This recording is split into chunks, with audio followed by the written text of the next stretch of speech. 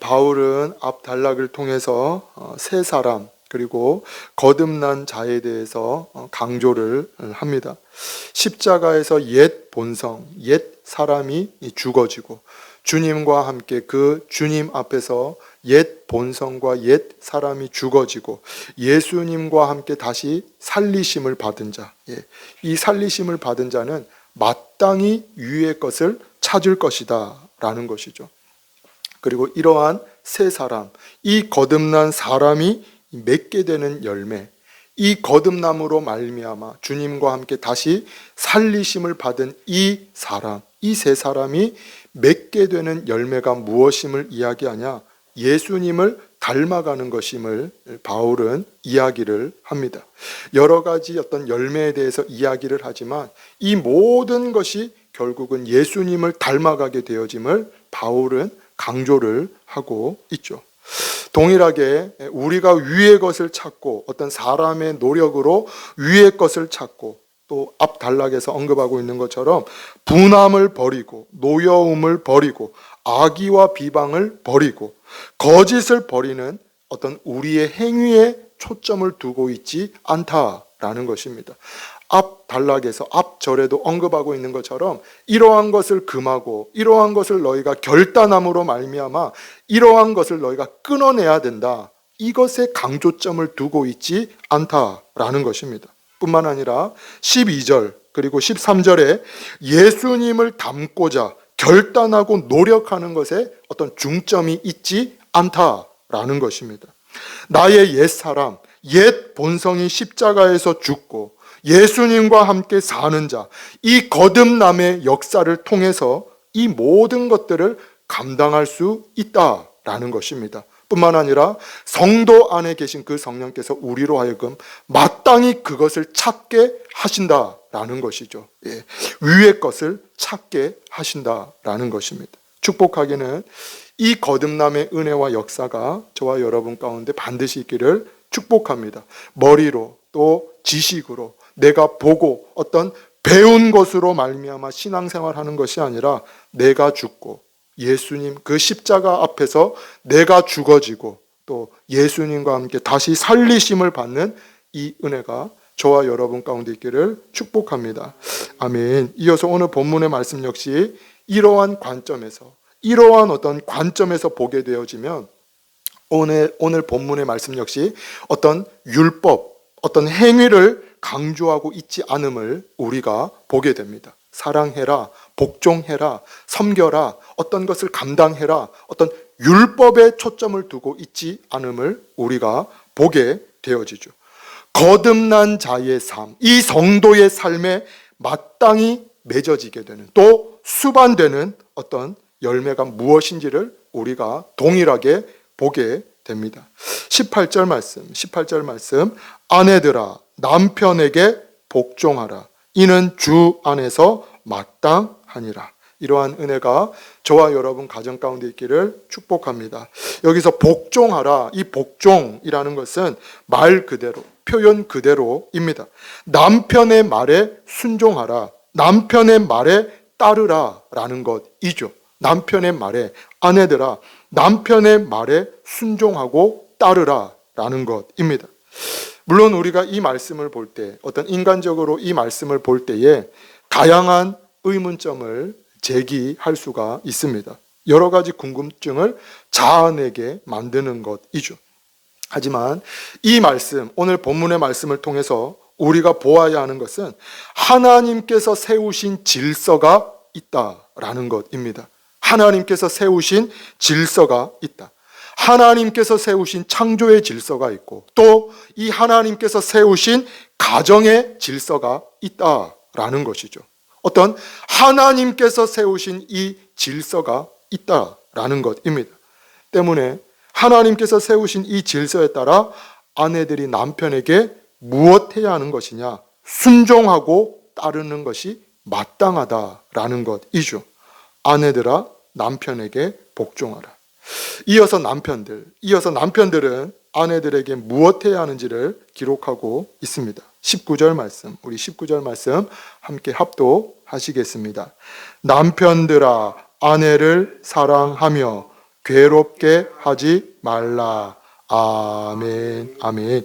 동일하게 이러한 은혜가 저와 여러분 가정 가운데 있기를 축복합니다. 남편들아, 아내를 사랑하며 괴롭게 하지 말라. 두 가지를 권면하고 있습니다. 아내를 사랑하며 괴롭게 하지 말라. 먼저 아내를 사랑하며, 이 사랑하며라는 것은 이 세상에서 말하는 그러한 사랑을 의미하는 것이 아닙니다.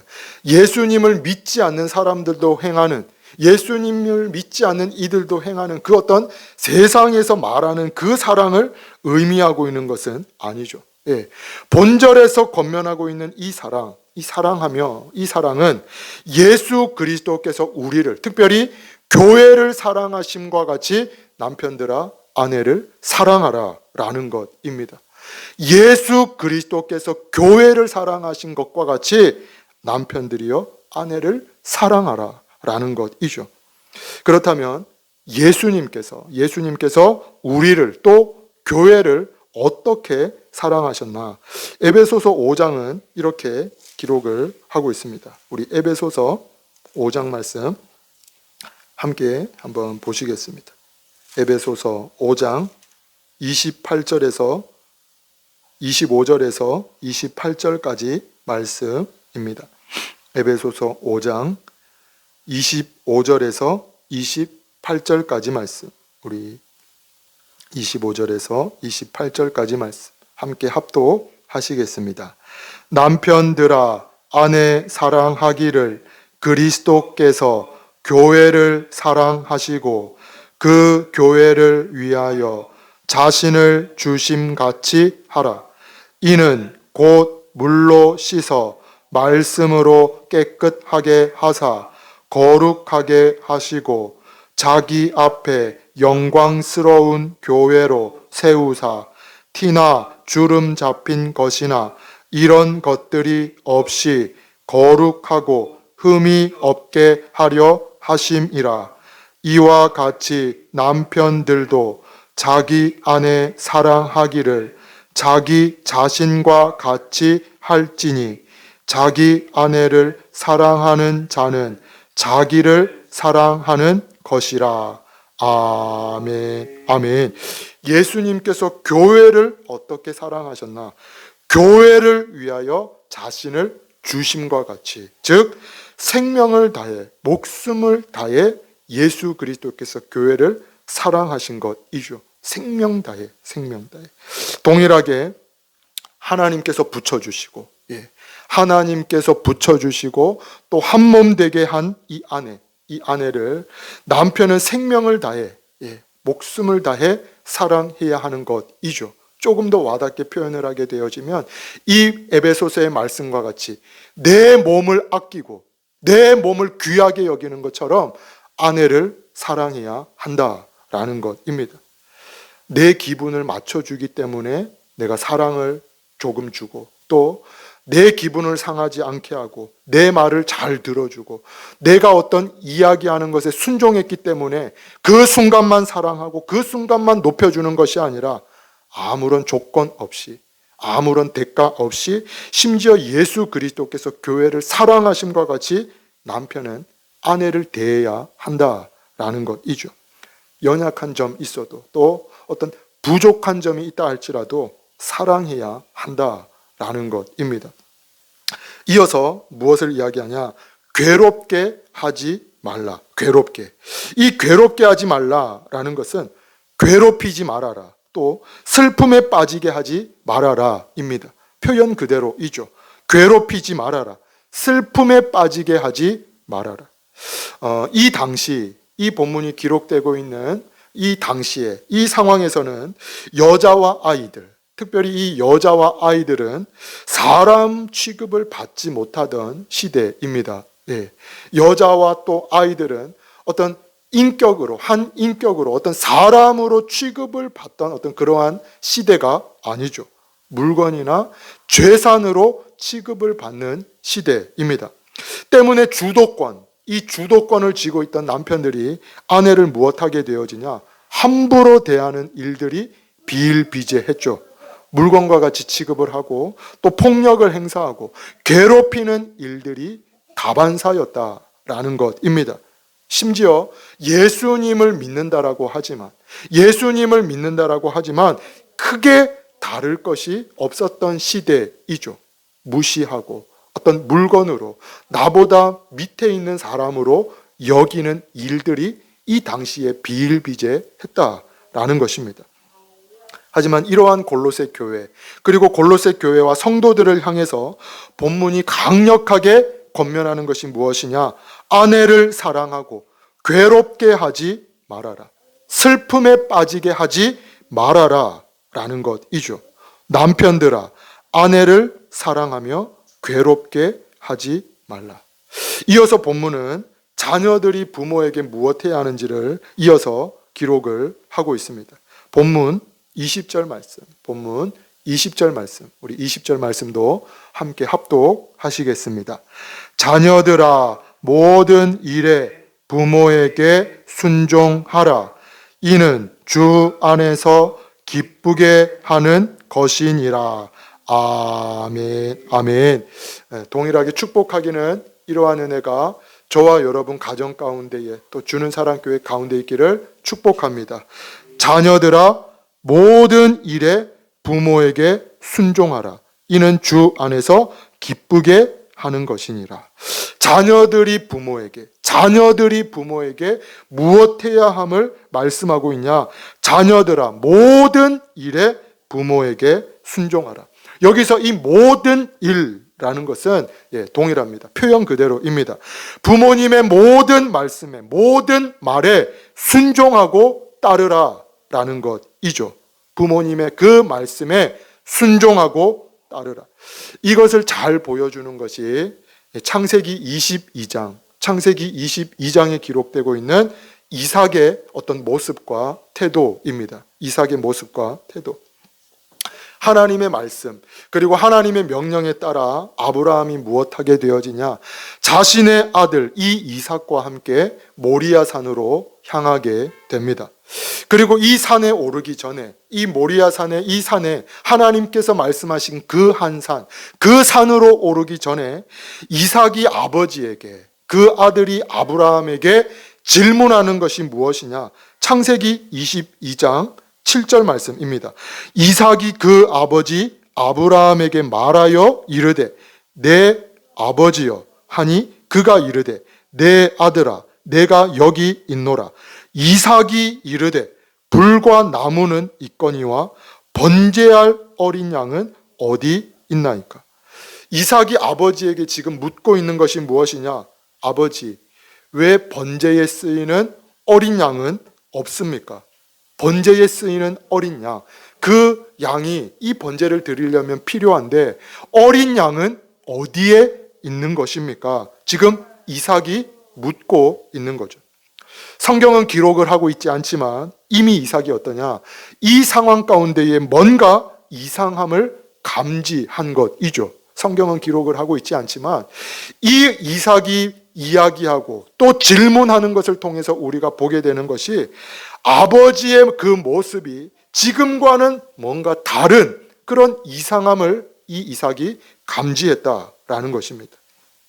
재물이 어디 있는지, 이 번제에 쓰이는 어린 양이 어디 있는지 아버지에게 이삭이 묻게 되어지죠.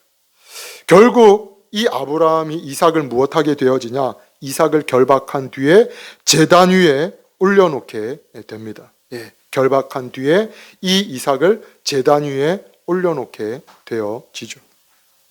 이 당시 아브라함의 나이는 100세를 넘긴 나이입니다. 우리가 잘 아시는 것처럼 100세를 이렇게 훌쩍 넘긴 나이이죠.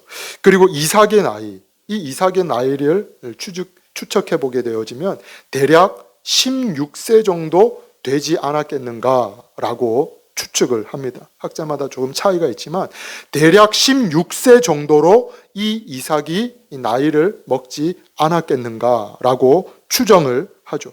지금 우리가 따져보게 되어지면 중3 정도 되는 나이입니다. 중3. 즉 이 이삭은 아버지의 이상한 행동 그리고 이 결박에 얼마든지 뿌리치고 도망갈 수 있었다라는 것이죠. 16세이면 어느 정도 힘이 있고 어느 정도 능력이 있고 또 뭔가 체력이 뒷받침되는 나이이죠. 얼마든지 아버지를 밀어버리고 아버지를 말리면서 도망을 갈 수 있는 그러한 어떤 나이였다라는 것입니다. 단순히 어떤 어린 아이만은 아니었죠. 하지만 이러한 이삭이 아버지로부터 순순히 결박을 당하고 제단 위에 놓여진 것은 이해할 수 없지만 내 생각으로 납득되어지지 않지만 그 아버지의 말에 그 행동과 지시에 철저히 순종하고 따랐음을 우리가 보게 되는 것이죠. 얼마든지 발버둥 치고 이해할 수 없는 그 행동에 뿌리치고 도망갈 수 있었지만 이 이삭이 순순히 결박됨으로 그 제단 위에 놓여졌다라는 것입니다. 때문에 이러한 이삭이 하나님께로부터 또 어떠한 은혜와 복을 받게 되어지냐? 이삭이 땅을 팔 때마다 우물물이 솟아나게 되어지죠. 하나님께서 함께 하셨다라는 것입니다. 하나님께서 은혜와 복을 이 이삭에게 더하여 주고 계신다라는 것이죠. 뿐만 아니라 이 땅에서의 어떤 은혜와 복도 이삭이 넘치는 그 하나님의 은혜와 복을 이삭이 받게 됩니다. 창세기 26장에서는 이 이삭에 대해서 이렇게 기록을 하고 있습니다. 이삭이 그 땅에서 농사하여 그 해에 100배나 얻었고 여호와께서 복을 주심으로 그 사람이 창대하고 왕성하여 마침내 거부가 되어 양과 소가 때를 이루고 종이 심이 많음으로. 이러한 복을 받게 된 이유가 무엇이냐? 이해할 수 없는 그 아버지의 말, 행동에도 불구하고 순순히 순종함으로 그가 나아갔기 때문이죠. 동일하게 오늘 본문을 통해서 무엇을 말씀하고 있냐? 자녀들아 모든 일에 부모에게 순종하라. 이는 주 안에서 기쁘게 하는 것이니라. 이어서 부모가 자녀들에게 무엇 해야 하는지를 본문은 이어서 권면을 합니다. 본문 21절 말씀, 골로새서 3장 21절 말씀, 우리 함께 21절 말씀 합독하시겠습니다. 아비들아 너희 자녀를 노엽게 하지 말지니 낙심할까 함이라. 아멘. 아멘. 동일하게 이 은혜가 저와 여러분 가운데, 가정 가운데, 또 주는 사랑교회 가운데 가득할 수 있기를 축복합니다. 여기서 노엽게 하지 말지니, 아비들아 너희 자녀를 노엽게 하지 말지니, 이 노엽게 하지 말라라는 것은 화나게 만들지 말라, 분노케 하지 말아라 라는 것입니다. 화나게 하지 마라, 분노케 하지 말지니. 그런데 중요한 것이 무엇이냐? 이러한 화냄과 분노케 하지 말지니 라는 것이 부모의 권리를 오용하고 또 남용함으로 라는 의미를 뒷받침하고 있습니다. 그냥 화내게 하지 마라, 그냥 분노케 하지 마라 라는 것이 아니라 그 부모에게 주어진 그 권리와 권한을 오용함으로, 남용함으로 말미암아 그 자녀를 분노케 하지 말라라는 것이죠. 동일하게 저와 여러분에게 하나님께서 주신 이 자녀는 부모의 소유물이 절대로 아닙니다. 부모의 어떤 소유물과 전유물이 아니죠. 부모가 자녀의 어떤 주인이 아니다라는 것입니다. 많은 사람들이 어떻습니까? 부모된 많은 이들이 자녀를 볼 때에 나의 어떤 소유로, 나의 어떤 전유물로 생각할 때가 너무나도 많죠. 하지만 성경은 이 부모에게 자녀를 하나님께서 소유물로 주셨다라고 말씀한 기록이 전혀 없습니다. 선물로 우리에게 하나님께서 자녀를 선물로 저와 여러분에게 허락해 주신 것이죠. 때문에 성경은 이러한 하나님께서 선물로 주신 자녀, 이 자녀들을 향해서 무엇 해야 함을 말씀하고 있냐? 에베소서 6장 4절 말씀, 우리 이 말씀도 함께 한번 보시겠습니다. 에베소서 6장 4절 말씀, 에베소서 6장 4절 말씀, 우리 함께 합독하시겠습니다. 또 아비들아 너희 자녀를 노엽게 하지 말고 오직 주의 교훈과 훈계로 양육하라. 아멘. 아멘. 예. 부모된 이들이 자녀를 향해 무엇 해야 함을 말씀하고 있냐? 오직, 오직 주의 교훈과 훈계로 양육하라. 이 은혜가 있기를, 저와 여러분 가정 가운데 있기를 축복합니다. 하나님의 말씀으로 가르치고 하나님의 말씀을 따라 훈계하고 하나님의 말씀 안에서 지도하고 양육하고 가르치라, 기르라 라는 것입니다. 하나님의 말씀으로 가르치고 하나님의 말씀을 따라 훈계하고 하나님의 말씀 안에서 지도하고 양육하고 기르라. 동일하게 오직 오늘 이 본문의 말씀, 오늘 본문의 이 말씀이 십자가에서 죽고 예수 그리스도와 함께 살리심을 받은 자, 거듭난 자들에게는 오늘 이 본문의 말씀이 결코 부담스러운 말씀이 아닙니다. 걸림이 되거나 이게 어떻게 가능한가라는 그러한 말씀으로 여겨지는 것이 아니죠. 내가 십자가 앞에서 죽고 예수 그리스도와 함께 다시 살리심을 받은 자, 그 거듭난 자들에게는 오늘 이 본문의 말씀이 결코 부담스럽고 또 짐으로 여겨지는 그러한 말씀이 결코 아니다라는 것입니다. 왜 그렇습니까? 이 모든 것을 오늘 본문에 기록되어 있는 것뿐만 아니라 우리가 살아가는 그 모든 순간 가운데에 성도 안에 계시는 우리와 함께 하시는 주님께서 그것들을 감당하게 하시고 말씀에 기록된 것을 주님께서 감당할 수 있도록 힘과 능력을 주시고 뿐만 아니라 성도를 그렇게 하나님은 이끌어 가시기 때문이죠. 감당할 수 있는 힘과 능력을 주님께서 주시고 또 능히 감당케 하신다라는 것입니다.